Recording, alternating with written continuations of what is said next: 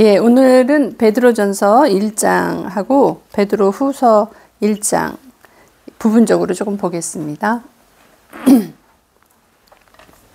네, 베드로전서 1장 1절에 예수 그리스도의 사도 베드로는 본도, 갈라디아, 갑바도, 기아, 아시아와 부두니아에 흩어진 나그네 곧 하나님 아버지의 미리 아심을 따라 성령의 거룩하게 하심으로 순종함과 예수 그리스도의 핏부림을 얻기 위하여 택하심을 입은 자들에게 편지하노니 은혜와 평강이 너희에게 더욱 많을지어다. 네, 여러분 모두 은혜와 평강이 넘치기를 예수님 이름으로 축복합니다.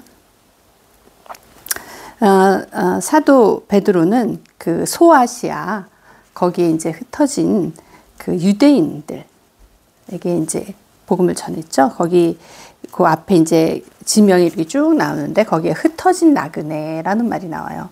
나그네 하면은 우리는 사실 모두 다 나그네 인생을 살고 있는 거죠. 우리의 본향은 하나님을 향해서 가는 거죠. 그 천국인데 우리는 그래서 이 땅에서 나그네로 살고 있는 거예요. 그러니까 이 모든 거, 이 세상에 흩어져 있는 하나님의 자녀들, 나그네 인생으로 살고 있어요. 근데 그 하나님 아버지의 미리 아심을 따라서 택하심을 입은 자들에게 편지한다는 거예요. 그러니까 사도 베드로가 지금 그분들에게 이제 편지를 하는 형식으로 베드로 전후서를 썼어요. 근데 하나님의 미리 아심 그렇게 보면 하나님은 사실 전지전능하셔서 모든 걸 아시잖아요. 그 아셔서 또 우리를 택하신단 말이에요. 그러니까 그 어떠함을 다 아시는 거예요. 그리고 과거, 현재, 미래까지 다 아시는 거. 그리스도를 통해서 모든 것을 이루시고 또 모든 것을 아시고. 로마서 11장 33절에 보면 이런 말씀이 있습니다. 깊도다 하나님의 지혜와 지식에 부요하며 그의 판단을 측량치 못할 것이며 그의 길을 찾지 못할 것이로다. 그렇게 말씀하시거든요. 그러니까 하나님의 그 지혜와 지식을 우리가 감히 측량할 수가 없는 거죠. 그 끝없는 그 하나님의 지혜와 지식을 어떻게 측량을 하겠어요? 근데 그의 판단은 측량치 못할 거며, 여기서 판단이라는 것은 말하자면 어떤 결정 같은 거예요. 정죄 판단이 아니라 그 어떠하심에 따라서 어떤 방향의 결정성, 뭐 이런 거를 얘기를 하거든요. 그러니까 그의 판단은 측량치 못할 것이며 그의 길은 찾지 못할 것이로다.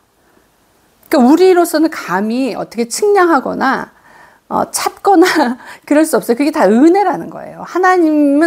우리가 하나님을 찾아서 하나님을 아는 게 아니라 하나님 스스로 우리에게 그분 자신을 계시하신 거예요. 그래서 우리가 막 구도라 그러죠.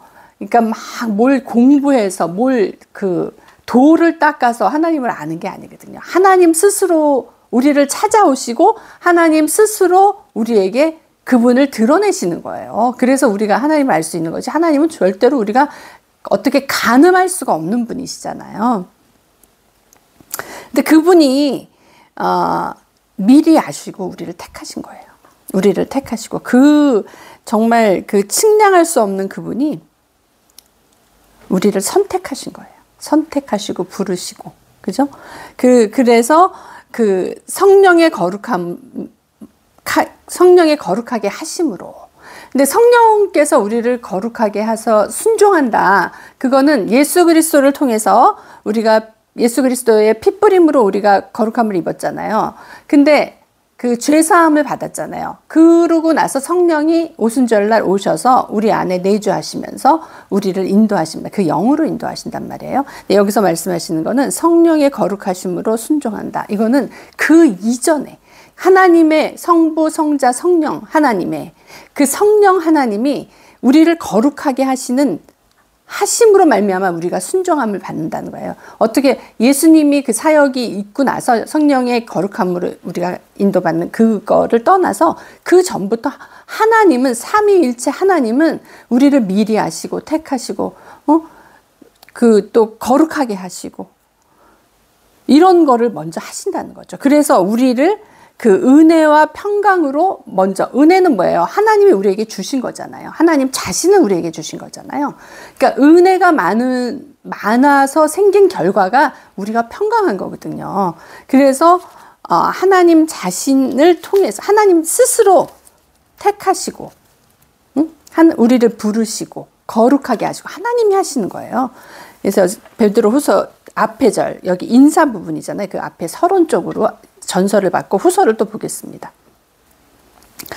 후서에서는 또 뭐라고 되어 있냐면 예수 그리스도의 종 사도인 시몬 베드로는 우리 하나님과 구주 예수 그리스도의 의를 힘입어 동일하게 보배로운 믿음을 우리와 같이 받은 자들에게 편지한다. 그러니까 이 땅에서 하나님이 우리를 그렇게 생각하기 눈동자와 같이 보호하시면서 항상 말씀을 전해주시는 거예요. 그래서 믿음은 어디에서 나냐? 믿음은 들음에서 난다 그러거든요. 들음은 무엇이냐? 그것은 그 진리의 말씀을 들음으로부터 나는 거거든요. 그러니까 진리의 말씀, 우리를 온전케 하는 하나님을 아는 지식, 이것이 없으면 믿음이 생기질 않는 거예요. 그래서 우리가 이제 오순절날 이제 성령을 받잖아요, 사람들이. 그러니까 우리가 또 교회 가서 막 기도하고 그러면 막 성령을 받아요. 근데 그거가 다 끝이 아니라는 거죠. 우리가 하나님을 아는 온전한 지식이 필요한 거예요. 그것이 얼만큼 우리 안에 있느냐에 따라서 은혜의 평강이 다르다는 거예요. 그래서 은혜와 평강이 너에게 더 많기를 원한다. 전서에서 그 얘기를 있죠. 너에게 더 넘치기를 원한다. 더 풍성하기를 원한다. 그거는 그 은혜, 그 하나님을 아는 온전한 지식, 하나님을 그러니까 영생은 뭐라 그랬냐면 하나님과 그의 보내신 아들을 아는 거라 그랬잖아요. 그 하나님과 그의 보내신 아들을 아는 거. 이런 온전한 지식이 우리를 믿음에 견고하게 쓰게 만드는 거예요. 그러니까 이게 없으면은 사람이 흔들리고 또 그 미혹에 빠질 수도 있고 또 공고해질 수가 있는 거죠. 왜? 은사는 우리를 온전하게는 못해요. 은사만으로는. 그거는 성령의 나타나심이지 은사만으로 우리가 온전하게 세워지는 것은 한계가 있는 거예요. 우리를 온전하게 하고 우리를 하나님의 사람으로 이 땅에 살면서 우리를 통해서 하나님이 나타나게 하는 거는 그건 우리의 성품과 우리의 인격과 우리의 지식과 뭐 이런 모든 것이 하나님의 성품으로 우리를 만드는 것은 그 믿음, 그 온전한 지식을 들음에서 믿음이 온전히 세워짐으로 해서 나오는 거예요. 그렇기 때문에 우리가 이거를 분명히 알아야 되는 거거든요. 그래서 조금 전에 목사님이 에베소서 2장, 골로새서 1장 말씀하신 게 굉장히 핵심적인 내용이고 그거는 우리를 온전하게 하는 그런 내용들이 들어있거든요. 그러니까 그것을 100번씩 1장 이렇게 얘기하는 게 그거를 자꾸 들음으로써 나의 털을 예수 그리스도로 다져지는 나의 털을 만드는 거예요. 그래서 이것이 온전하게 온전한 터로 만들어져서 우리가 믿음에 굳건하게 세워지기 위해서 하나님의 말씀으로 굳건하게 세워지기 위해서 그것을 하는 거죠. 하나님과 우리 주 예수를 알므로 은혜와 평강이 더욱 많을지어다. 여기도 또 하나님과 우리 예수를 알므로라고 나오잖아요. 하나님과 예수를 안다는 거, 온전한 지식을 알아서 그것을 들음으로 믿음이 온전히 세워지는 거. 이런 것이 되면 은혜와 평강이 우리에게 더욱 많아진다는 거예요. 이 은혜와 평강이 많아지는 게 얼마나 중요하냐면 우리의 삶의 질이 달라지는 거예요. 하나님이 이 땅에 우리를 보내셔서 이 땅에서 하나님의 자녀로 하나님을 우리를 통해서 하나님이 나타나시게 하는 그 어떠한 그 부피와 크기와 넓이가 달라진다는 거예요. 그렇기 때문에 우리가 하나님과 우리 주 예수를 아는 것이 엄청나게 중요하겠죠. 거기에 우리의 모든 삶의 그게 달라지는 거예요. 삶의 질이 달라지는 거예요. 우리의 영의 질이 달라지는 거예요. 그래서 그의 영의 질이라는 게 이제 또 오해할 수 있지만 영의 질이라는 게 그 풍성함이 달라질 수 있다는 거예요. 그의 신기한 능력으로 생명과 경건에 속한 모든 것을 우리에게 주셨어요. 신기한 능력이죠. 하나님이 우리에게 오신 거, 우리에게 오셔서 그분 자신을 계시하시고 나타내신 거, 신기한 능력이죠. 우리로서는 측량할 수가 없어요. 우리로서는 감히 상상할 수가 없어요. 우리는 정말 그 하나님의 그것을 알 수가 없는 거예요. 근데 하나님이 우리가 하나님을 닮을 수 있는 길을 열어놨어요. 그것은 예수 그리스도를 이 땅에 보내심으로 해서 예수님을 보고 우리가 따라가면서 우리는 하나님을 아는 거예요. 그러니까 너희가 나를 보고도 하나님을 보여달라 그러냐? 그렇게 물어보시잖아요. 예수님을 본 자가 하나님을 본 거라고 얘기하잖아요. 그러니까 예수님이 어떻게 살았는지 그거를 보고 그 삶을 따라가는 자가 우리가 하나님이 원하시는 삶을 사는 거죠. 그래서 그 신기한 능력으로 생명과 경건에 속한 모든 것을 우리에게 주셨어요. 이미 이는 자기의 영광과 덕으로서 우리를 부르신 자를 알므로 말미암으니라. 우리가 그분을 아는 게 엄청나게 중요해요. 그래서 그 온전한 지식에 세워지는 게 너무너무나 중요한 거예요. 오늘 아침에 이제 우리가 그 시기질투에 대해서 목사님도 얘기하시는데 우리도 또 아침에 예배 전에 또 그런 얘기를 했어요. 시기질투. 제가 몇 년 전에 이제 쓴 어떤 그 일기장을 딱 보는데 제가 뭐 일기를 꾸준하게 쓰는 건 아닌데 어떨 때 쓸 때가 있거든요. 근데 거기에 그때 당시의 일들이 이렇게 있는데 그 상황들이 이렇게 있었어요. 근데 너무나 어린아이와 같은 시기질투가 벌어져가지고 생긴 일들이 이렇게 나오더라고요. 근데 지금 보면 저는 이제 그걸 완전히 잊어버려가지고 생각도 안 났었는데 지금 보면 너무 우스운 거예요. 그런 사건들이. 너무 애기 같은 짓이에요. 근데 그게 그 발언이 뭐냐면 시기질투에서 나오는 거거든요. 그러니까 이런 것들이 해결이 안 되니까 우리가 성장하지를 못해요. 시기질투는 어린아이라 그랬거든요. 그러니까 어린아이는 젖을 먹는 자라 그랬거든요. 단단한 식물을 소화할 수가 없어요. 하나님이 주시는 단단한 거를 먹고 소화해야지 장성하는데 장성할 수가 없는 거예요. 어린아이처럼 맨날 그 우유만 먹으니까, 젖만 먹으니까. 얼마 전에 우리 아는 그 청년이 아기를 낳았는데 아기가 2달 됐는데 계속 엄마 우유만 먹으니까 좀 엄청나게 상위 1%에 속한대. 근데 1시간 반마다 일어나서 우유를 먹는다는 거예요. 우유도 어느 정도 성장을 시켜요. 그렇지만 우리가 평생 우유 먹을 수 없거든요. 평생 젖만 먹을 수 없거든요. 어느 정도 성장을 하면 단단한 음식을 먹어야지 그에 맞는 신체를 갖고 영혼, 몸이 다 건강해지는 거거든요. 이로써 이 보배롭고 지극히 큰 약속을 우리에게 주사 이 약속으로 말미암아 너희로 정욕을 인하여 세상에서 썩어질 것을 피하여 신의 성품에 참여하는 자가 되게 하려 하셨느니라. 신의 성품을 우리가 참여한다는 게 참 너무 놀랍지 않아요, 여러분? 우리가 그 하나님을 알고 하나님을 예수 그리스도를 구주로 받아들이고 구원을 받고 새 사람이 되어서 새 피조물이 되어서 그 안에 새로운 영으로 내주하시는 그 영에 의해서 우리가 그 성령에 의해서 따라서 살 때 우리가 하나님이 그 인도하심으로 순종하면서 갈 때 우리가 하나님의 성품을 받는다는 거예요. 우리가 어떻게 그럴 수가 있을까? 그리고 우리는 맨날 넘어지는데 이렇게 생각할 수 있어요. 그거는 내가 온전한 지식을 갖고 그 견고한 터를 세우면 세울수록 우리는 그렇게 된다는 거예요. 그게 말씀에 있어요. 이러므로 너희가 더욱 힘써 너희의 믿음의 덕을 덕의 지식을 지식의 절제를 절제의 인내를 인내의 경건을 경건의 형제 우애를 형제 우애의 사랑을 공급하라. 그러니까 시기질투하고 사랑은 완전히 정반대죠. 우리가 이런 거를 보면 그렇지 못한 나에 대해서 이제 자괴감이 들 때가 있어요. 근데 그것은 왜 자꾸 넘어지느냐? 온전한 지식에 서 있지 못해서 그렇다는 거예요. 하나님과 그리스도를 아는 그 온전한 지식에 서 있지를 못하고 그 견고함을 갖고 있지 못하기 때문에 우리가 자꾸 넘어진다는 거야. 왜냐하면 어린아이니까. 자꾸 옛사람의 성품이 나오려고 그러고 그 시기질투가 나오려고 그러고 이런 거에서 그냥 넘어지는 거야. 근데 그게 우리가 그렇잖아요. 내가 옛날에 왜 그랬을까? 성장해서 보면 그게 참 너무 유치한 일이거든요. 너무 유치한 일이고 너무 정말 하찮은데 너무 그 가치 없는데 시간을 낭비했다 이런 생각이 들잖아요. 근데 그건 이제 성장했을 때 드는 생각이야. 근데 성장하지 못한 사람은 어떻게 하면 성장하느냐? 무조건 하나님을 알려고 노력을 해야 되는 거예요. 무조건 말씀 가운데서 하나님을 찾으려고 그리스도의 그 보화를 찾으려고. 그리스도는 우리의 지혜와 지식의 보화라 그랬잖아요. 그러니까 그분을 찾으려고 내가 자꾸 해야 된다는 거지. 그분 안에 모든 것이 감춰져 있어요. 그러니까 그리스도로 말미암아 하나님이 모든 것을 이루신 거거든요. 그분 그 만유 안에 계시고 만유를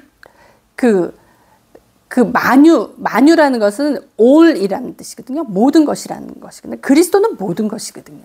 그러니까 그분이 모든 것이기 때문에 그분으로부터 말미암고 그분을 통해서 나오고 그분으로 결론져지는 거예요. 그러니까 우리가 그분을 통해서 아는 게 엄청나게 중요해요. 아까 그런 얘기를 했어요. 30살 먹은 청년이 30살은 옛사람으로 살았고 또 15년은 옛사람으로 살았고 15년은 자기가 하나님의 지식에 온전히 쓰는 그 시간에 쓴 거야. 근데 물론 완성된 거는 아니죠. 그렇지만 그게 그만큼의 시간이 지나가니까 이제 하나님의 진리를 깨닫겠다는 거예요. 그게 뭔지 이제 좀 그게 와닿는다는 거야. 그게 진짜 가슴속에 심겨진다는 거예요. 그렇게 심겨진다는 거는 이제 변한다는 거거든요. 그게 완전히 내가 새 사람의 그 결과가 나온다는 거거든요.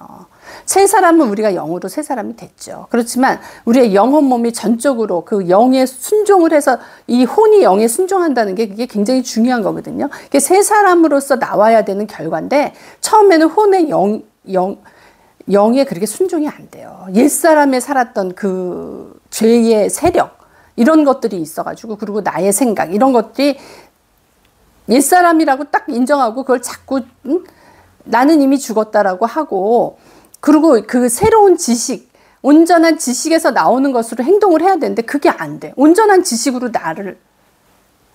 내가 컨트롤이 안 되는 거예요.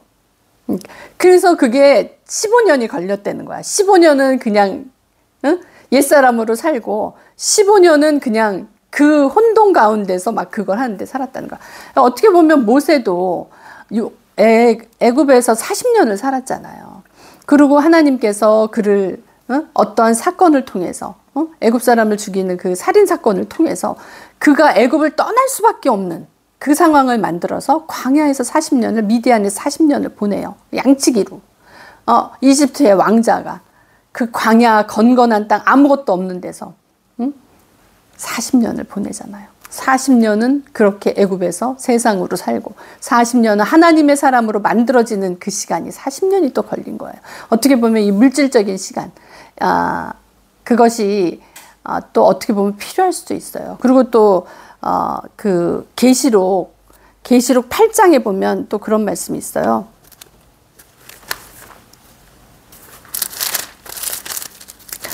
일곱째 인을 떼실 때 하늘에 반시 동안쯤 고요하더니 그런 말이 있거든요. 일곱째 인이라는 거는 완전한 인을 떼는 거잖아요. 완전하게 되기까지 하늘에 반시 동안이 고요했다는 거예요. 그때는 아무런 그게 없었다는 거예요.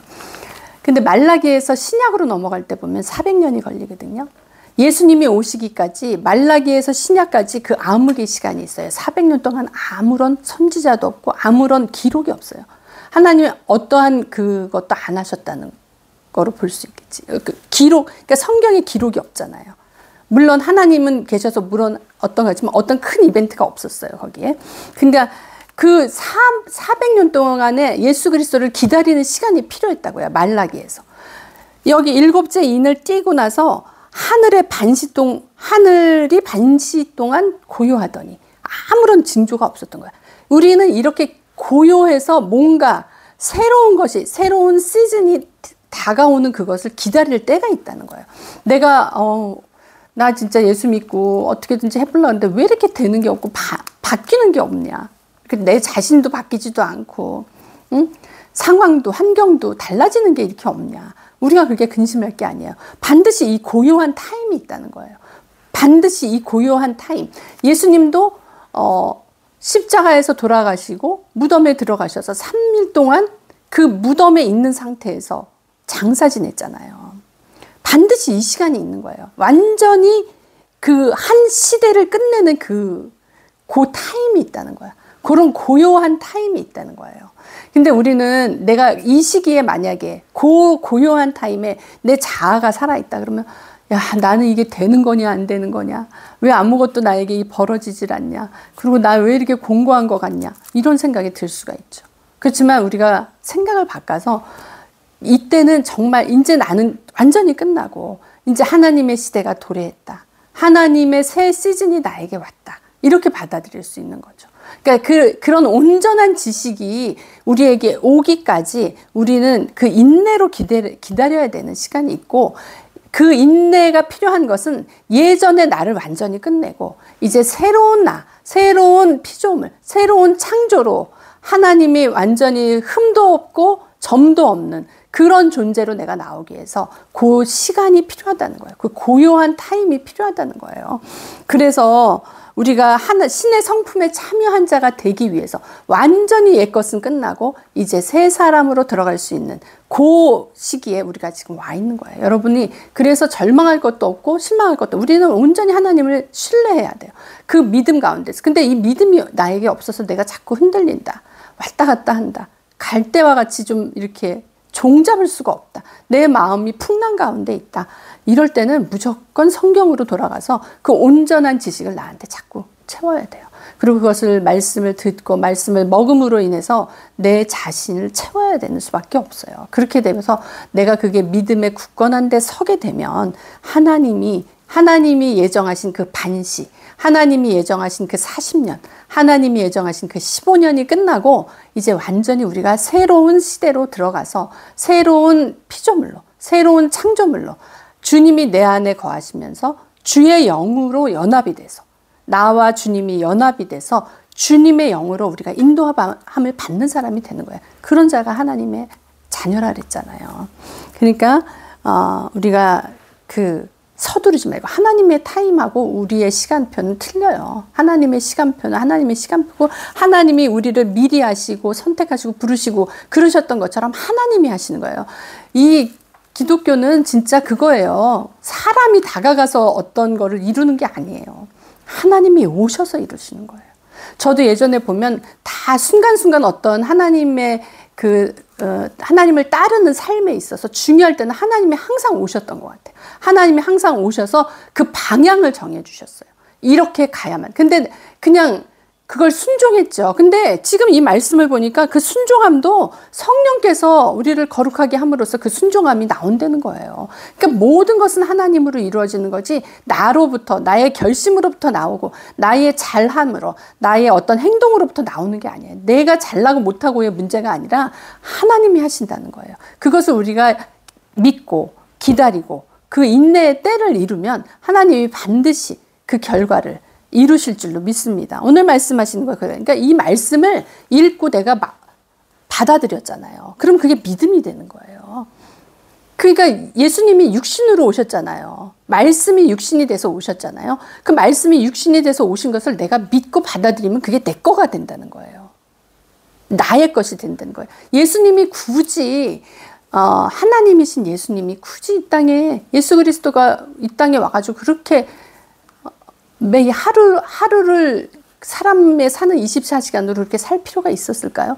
그것은 주님이 우리를 이끄시기 위해서 그렇게 친히 하신 거예요. 그래서 우리도 그냥 어떤 일이 뚝딱 벌어지는 게 아니라 매일을 그렇게 살아가서 그 날수를 이루면, 하나님의 시간을 이루면은 어느 날 그게 우리가 신의 성품에 참여한 자가 되고 우리가 하나님이 원하시는 그 자리에 가 있는 거예요. 이걸 믿음으로 받아들여야 돼요. 그러면서 이 말씀 가운데서 내가 정말 날마다 세워지는 것을 실천해야 되는 거예요. 그게 나와야 돼요. 그게 실제로 나와야 돼. 그게 말로만 하는 게 아니라. 그래서 어저께도 우리 또 이런 얘기도 했어요. 이 돈이라는 게 사실은 참 영물이다. 근데 우리가 어떤 생활을 할 때 이 돈처럼 실제가 없는 거예요.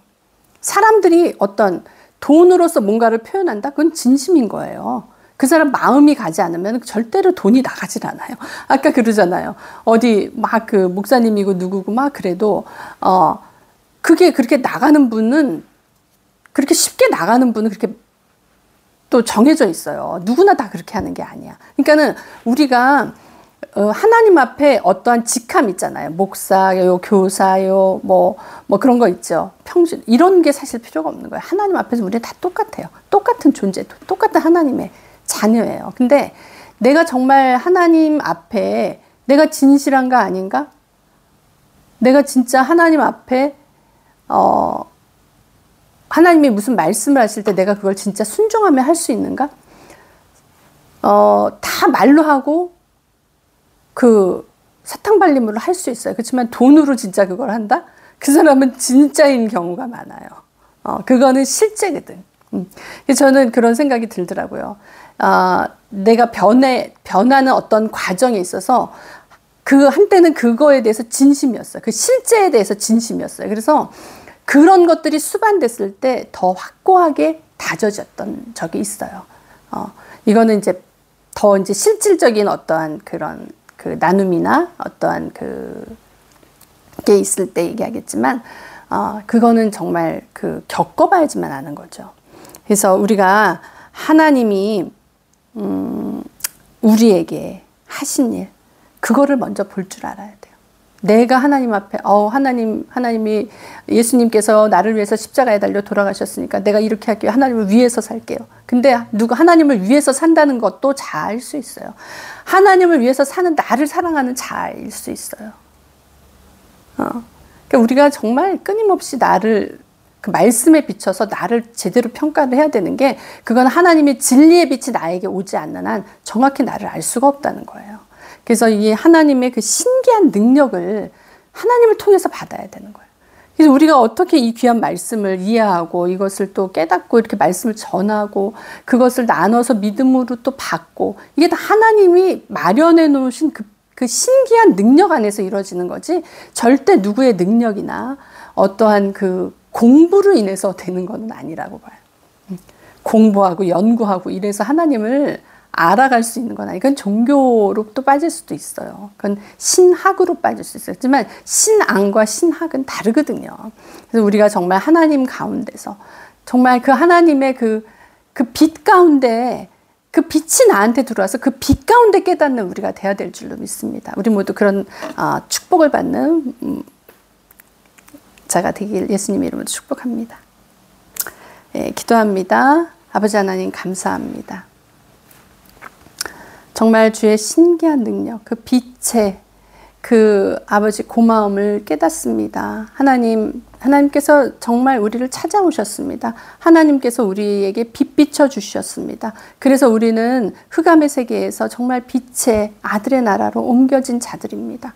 아버지, 우리가 정말 그렇게 귀한 자들이고, 하나님께서 우리를 아버지 택하시고 부르시고, 아버지 우리에게 그 예수 그리스도의 핏부림으로 우리를 정말 죄 사해 주시고 거룩하게 하시고 의롭다 하시고 아버지 하나님 구속하여 주셨습니다. 그 귀하신 은혜를 너무나 감사합니다. 주의 은혜와 평강 가운데 날마다 우리가 자라서 아버지 그 귀하신 그 주님의 능력 가운데 자라서 정말 신의 성품에, 하나님의 성품에 참여하는 우리 모두가 되게 축복하여 주옵소서.